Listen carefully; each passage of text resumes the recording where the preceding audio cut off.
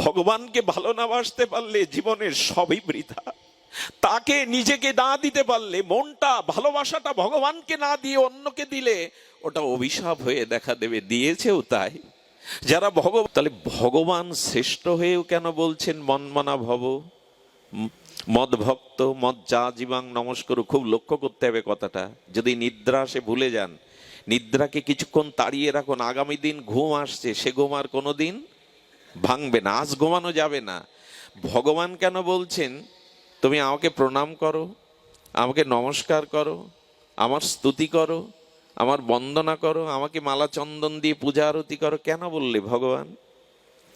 তুমি সম্মান চাইছো কেন? তুমি প্রণাম চাইছো কেন?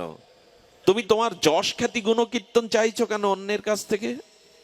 তোমার খুব অভাব বুঝি সম্মানের, তোমার খুব অভাব বুঝি মালা চন্দনের? অভাব হলে তো সে চাইবে স্বভাবে, তোমার কি তাই অভাব? ভগবানের কোনো কিছুর অভাব আছে কি মা? থাকতে পারে কি? ওং পূর্ণমদং পূর্ণমিদং পূর্ণাত্ম পূর্ণমুদশ্চতে পূর্ণস্য পূর্ণমদায়া পূর্ণমেবাবশিষ্যতে। বেদ মন্ত্র।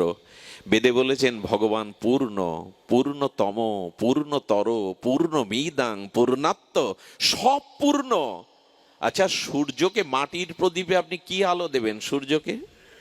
সূর্যকে মাটির প্রদীপ জ্বালিয়ে কতটুকু আলো দেবেন? সমুদ্রে 2 ঘট জল ঢেলে দিয়ে সমুদ্রের কি পরিপূরণ করবেন আপনি? তা যিনি আপ্তকাম পুণ্যকাম সরাট বিভু সচ্চিদানন্দময়, পূর্ণ থেকে পূর্ণতর, সে ভগবানকে মালা চন্দন দিয়ে কি হবে? তোমার আর কি পূর্ণ হবে? ভগবান তো চাইছো কেন? শুধু কি তাই? উনি বলছেন গীতাতে মামি কাং শরণাং ব্রজ, একমাত্র আমার শরণ নাও। ভগবান তুমি তোমার শরণ নিতে বলছো কেন? তোমার স্তুতি করতে বলছো কেন? তোমাকে মালা চন্দন অভিনন্দন আরতি করতে বলছো কেন? শুধু কি তাই? ভগবান বললেন যা কিছু করো আমাকে অর্পণ করো। যৎ কারোষি যদন্নাসি যজ্জহৌষি দদাসি যৎ যৎ তপস্যৌষি কন্তেও তৎকুরুষ মদার্পণ। তুমি যা কিছু খাও, যা কিছু আহার করো, যা কিছু যজ্ঞ করো, সব আমাকে কেন? আচ্ছা, আমি কিছু দিলে ভগবানের বাড়বে কি? বাড়বে কি? মালা চন্দন দিলে তার সম্মান বাড়বে? চাইছে কেন? আহা, খুব ওই যে বললেন উদ্গীরণ হচ্ছে, বমন হচ্ছে কথাটা ভেতরে ভেতরে 2-3 দিন। এটা মানে ওই যে ভেতরে কুড়ে ঘরে হাতি ঢুকলে যেমন ঘরটা ওলট পালট একেবারে অস্থির হয়ে যায়। কেন জানেন? ভগবান চাইছেন কেন আপনার কাছে পূজা, ভালোবাসা, আরতি, সেবা? কেন জানেন?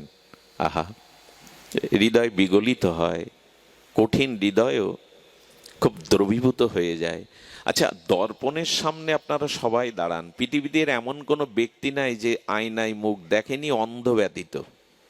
আজ পর্যন্ত কোনো মানুষ পেয়েছেন? সে জঙ্গলে বাদ দিন, উপজাতিদের বাদ দিন, মানব সমাজে যারা আছে, সাধু থেকে সাধারণ, কুড়ে ঘর থেকে অট্টালিকা, সবার বাড়ি একটা দর্পণ আছে। দর্পণ মানে আয়না আছে। একবার দিনে, একবার হোক, 2বার হোক, আয়নার সামনে আপনাকে যেতেই হয়। আয়নাতে কি দেখা যায়? বিম্বের প্রতিবিম্ব, মানে দেহের প্রতিবিম্ব, অর্থাৎ দেহের প্রতিচ্ছবিটা ওর মধ্যে দেখা যায়। আচ্ছা, আয়নার সামনে কোনো যুবতী সুন্দরী যদি দাঁড়ায়, আয়নার মধ্যে কি দেখবে? দর্পণের মধ্যে নিজেকেই তো দেখবে নাকি? নিজের প্রতিচ্ছবিটা, বিম্বের প্রতিবিম্বটা পড়ছে। খুব লক্ষ্য করে শুনতে হবে। তো আয়নার মধ্যে যুবতী দেখছে চুলটা পরিপাটি করা না। এখন আয়নার মধ্যে চুলটা পরিপাটি করা না, আলু থালু আছে, আয়নার মধ্যে ওর চুল ঠিক করা যাবে তো? যাবে কি? একটু কথা বলুন, যাবে? আচ্ছা, আয়নার মধ্যে যে যুবতী দেখছে যে তার কানে দুল নেই, হাতে কঙ্কন নেই, তো আয়নার মধ্যে প্রতিচ্ছবিকে কঙ্কন পরানো যাবে? দুল পরানো যাবে? যাবে কি? যায় কখনো? আয়নার মধ্যে মুখ দেখা যাচ্ছে, আপনি হাঁ করছেন, ও হাঁ করছে, অন্য বাইরে থেকে দেওয়া যাবে? আর তার দিলে পুষ্টি হবে? হবে না। তার মানে আপনি দর্পণে, আচ্ছা দর্পণে আপনি ডান হাত দেখালে কি হাত দেখাবে? কেন? আমি তো আমার ডান হাতই দেখাচ্ছি, বাম হাত দেখাবে না? বিপরীত বিপরীত দেখাচ্ছে।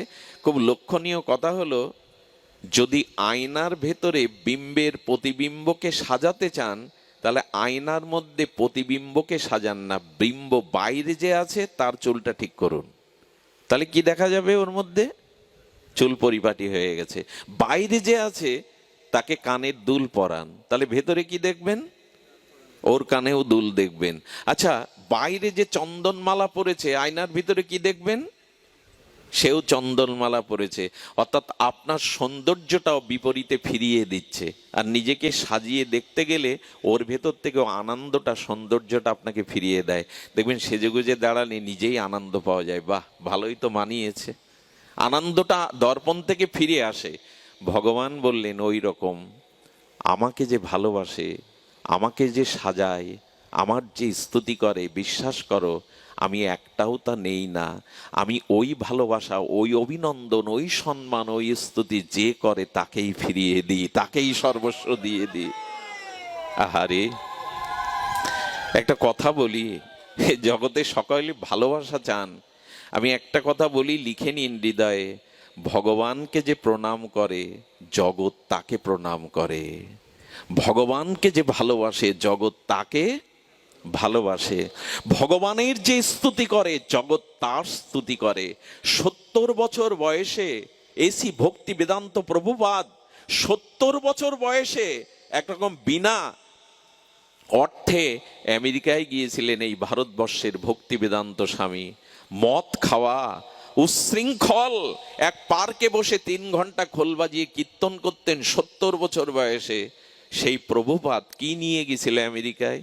হরি নাম, গৌর কথা, ভগবানের একটু পূজা আরতি। সারা বিশ্বব্যাপী আজ এসি ভক্তি বেদান্ত প্রভুপাদের জয়গান। পৃথিবীতে কোনো সরকার, কোনো প্রধানমন্ত্রী, বিশ্ব নেতাকে এ জাতীয় ঘরে ঘরে পূজা সম্মান কেউ দেয়? ভগবান বললেন আয়নার সামনে ব্যক্তিকে সাজালে যেমন আয়নার মধ্যেও সাজে, আমাকে ভালোবাসলে ভালোবাসাটা আমি তাকে ফিরিয়ে দিই। আমাকে যে প্রণাম করে জগতের প্রণাম সে পায়। আমার মতো মাদিস, আমি লেখাপড়া জানি না, নরকের নর্দমার কীট বিষয়ী এই আসনে বসবার কোনো যোগ্যতা জাগতিক বিচারে নাই। শুধু মুখ দিয়ে হয়তো গোবিন্দ শ্রী গুরুদেব আপনাদের প্রসন্ন কৃপায় হরি কথা প্রকাশ হচ্ছে, তাই তো এই আসনটা। কে আসন পায়, কে ভালোবাসা কে পায় জগতে? ভগবানকে যে যেটুকু দেয় তার কোটি গুণ ভগবান তাকে ফিরিয়ে দেন, তাকে ফিরিয়ে দেন। এই জন্য নিবেদন করব, কৃপণ হবেন না। ভগবানকে ভালো না বাসতে পারলে জীবনের সবই বৃথা। তাকে নিজেকে না দিতে পারলে, মনটা, ভালোবাসাটা ভগবানকে না দিয়ে অন্যকে দিলে ওটা অভিশাপ হয়ে দেখা দেবে। দিয়েছেও তাই। যারা ভগবানকে, শ্রী গুরুদেবকে নিজের অন্তরের অনুরাগ না দিয়ে স্ত্রী পুত্র দেহকে দিয়েছে, এরা জ্বলছে জন্ম জন্মান্তরের জন্ম মৃত্যু চক্রে জ্বলছে এরা। ভালোবাসাটা কাকে দিতে হয় এটা জানতে হয়। ভালোবাসা যেখানে সেখানে দিতে নেই, ভালোবাসার অপব্যবহার করতে নেই। ভালোবাসায় জন্য গোবিন্দ চেয়ে নিয়েছেন, মনমনা ভব, তোমার মনটা আমায় দাও, তোমার ভালোবাসাটা আমায় দাও, তুমি আমাকে মালা চন্দন দাও, ভালোবাসাটা আমাকে দাও, আমি কোটি গুণ তোমাকে ফিরিয়ে দেব। ভালোবাসার নিয়ম কি জানেন? যা দেওয়া যায় তার কোটি গুণ ফিরে আসে। আমরা এই জগতের মানুষ, এই জন্য দেখবেন কাকে ভালোবেসেছেন আপনি? আহা, এই কথাটি যদি আমি আপনাদের হৃদয়ে প্রবেশ করাতে পারি, আমি নিজেকে ধন্য মনে করব। আজকের এই ভাগবতকে পরিপূর্ণ মনে করব। যদি কৃপা করে, করুণা করে কথাটি হৃদয়ে নেন, কানে নেন, মনে না, একেবারে হৃদয়ে নেন। দেখুন, একঙ্গী ভালোবাসা আছে। আমরা প্রায়শ একঙ্গী ভালোবাসা গ্রহণ করেছি। একঙ্গী ভালোবাসা কাকে বলে জানেন? আমি ভালোবাসি অথচ সে ভালোবাসতে জানেও না, পারেও না, সক্ষমতা নেই। আচ্ছা, আপনি টাকাকে ভালোবাসেন, আপনি বাড়ি গাড়িকে ভালোবাসেন, টাকা আপনাকে ভালোবাসে তো? এ ক্ষমতা তার আছে তো? আপনি সুন্দর বাড়ি তৈরি করেছেন, বাড়ির চিন্তা করতে করতে মরলে ওই বাড়িতে শূকর কুকুর হয়ে, পাখি হয়ে বাড়ি চৌকি দিতে হবে। আচ্ছা, এই যে জড় বস্তু, টাকা, সোনা, গয়না আর আপনার বাড়ি গাড়ি, এগুলিকে তো আপনি ভালোবাসেন। এগুলো ক্ষতি হলে, এগুলো না পেলে দুঃখ করেন। ওরা চলে গেলে ভালোবাসে তো আপনাকে? একে বলে একঙ্গী ভালোবাসা। আমি ভালোবাসি অথচ ওদের ভালোবাসার ক্ষমতা। একবার চিন্তা করুন তো, জগতে কাদের ভালোবাসছি? যারা ভালোবাসতে জানে না, যারা ভালোবাসা কখনো ফিরিয়ে দিতে পারে না, সারাটা জীবন তাদেরই ভালোবাসে। এ জমি আমার, এ বাড়ি আমার, এ টাকা আমার। টাকা যখন চলে যায়, সন্ত্রাসীর হাতে যখন গয়না চলে যায়, ডাকাতি হয়, ওরা বলে তো কত কষ্ট করে আমাকে ভালোবেসে সিন্ধুকে রেখেছিলে, আমি চলে যাচ্ছি, আমারও ব্যথা হচ্ছে। বলে কি? কাকে ভালোবেসেছেন? যে ভালোবাসা বোঝে না তাকে। কত বড় ভুল জায়গায় ভালোবাসা দিয়ে বসেছি বলুন তো, কত ভুল জায়গাকে ভালোবাসায় দিয়ে বসেছি। এটা খুব খুব মার্মিক কথা, জানেন, খুব হৃদয়ের কথা। যাকে ভালোবাসার তাকে ভালোবাসি না। ভগবানকে ভগবানকে ভালোবাসার একটা দৃষ্টান্ত আমি লালনের মুখ থেকে শুনেছিলাম। তার শ্রীমুখে, তার সঙ্গীতে জানিয়ে গেছেন, দেখুন, মা সন্তানের রোগ শয্যা শিহরে 3 দিন বাদে ঘুমিয়ে পড়ে, স্ত্রী 2 রাতও জাগতে পারে না, আর বন্ধু বান্ধব 2 কেজি 3 কেজি ফল নিয়ে বন্ধু ভালো হয়ে যাবে হাসপাতালের বেডে তাকে সান্ত্বনা দিয়ে 1 ঘন্টার মধ্যে চলে আসে। ভগবান বললেন, এই কষ্ট করে বাড়ি ফিরবে তুমি, সারা দিন সংসারের জন্য কায়িক পরিশ্রম করো, তুমি যখন বিছানায় আসো না, তখন আমি তোমাকে ঘুম পাড়িয়ে তোমার হৃদয়ে আমি জেগে থাকি, পাহারা দেই তোমাকে, সারাটা জীবন পাহারা দেই, কারণ আমি তোমার মধ্যে ঘুমিয়ে পড়লে তোমার ঘুম আর কোনোদিন ভাঙবে না। আমি জেগে জেগে তোমাকে পাহারা দিই। এরকম একজন ভালোবাসার মানুষকে দেখান না জগতে, যে সারাটা জীবন আমার অন্তরে থেকে আমাকে পাহারা দিয়ে ঘুম পাড়ায়। কেউ নেই। এই জন্য তাকে ভালোবাসা দিন যে ভালোবাসা বোঝে। এই জন্য রামপ্রসাদ বলেছিলেন, পৃথিবীর কেউ ভালো তো বাসে না, এই পৃথিবী ভালোবাসিতে জানে না, যেটা আছে শুধু ভালোবাসাবাসী, সেটা যেতে প্রাণ চাই মা। এ পৃথিবী স্বার্থ জানে, দেওয়া নেওয়া বোঝে, এ পৃথিবী ভালোবাসা বোঝে না।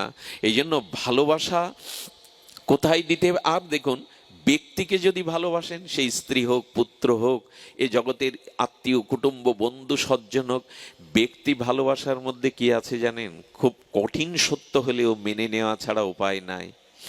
ব্যক্তির ভালোবাসার মধ্যে কিছুটা স্বার্থ থাকবে, কিছুটা বিচ্ছেদ থাকবে, ধ্বংস তো থাকবেই। এই জন্য রবীন্দ্রনাথ, এই ঋষিকবি বলেছেন, জগতে ভাঙা বাসা আছে, ভালোবাসা নাই, ভেঙে যায়। যা ভেঙে যায়, যা বিচ্ছেদ হয়ে যায়, যা ধ্বংস হয়, তাকে ভালোবাসা বলে না। এই জগতে যে কোনো ব্যক্তির সাথে আমাদের ভালোবাসা, এটা বিরহ আসে, বিচ্ছেদ আসে, এটা একসময় ধ্বংস হয়, একে টিকিয়ে রাখা যায় না। তো যে ভালোবাসা বিষাদ আনে, ধ্বংস আনে, পরিণামে ব্যথা ডেকে আনে, জানেন, আরো একটা কথা বলি, এই ভালোবাসা, এই জাগতিক ব্যক্তি ভালোবাসা এখন মানুষকে মানসিক রোগগ্রস্ত করে দিচ্ছে, আত্মহননের পথ বেছে নিচ্ছে। বেশিরভাগ মানুষ দেখবেন এই ভালোবাসা নামক দুর্গন্ধ প্রতিময় কামের দ্বারা প্রহিত হয়ে, বঞ্চিত হয়ে আত্মহত্যার পথ বেছে নেয়। দেবদুর্লভ মনুষ্য জন্ম পেয়েও ভালোবাসাটা ভুল জায়গায় দিয়ে মানুষ আত্মহত্যা পর্যন্ত করছে। এটি কি কোনো জ্ঞানী ব্যক্তির পক্ষে উচিত বলুন? আজ আজ প্রায় মেয়েরা, ছেলেরা আত্মহত্যা করার পেছনে কারণ দেখুন, এই জাগতিক মানুষের কামের বিকার। ভালোবাসা বলে তো তারা জানে না, কামের বিকার।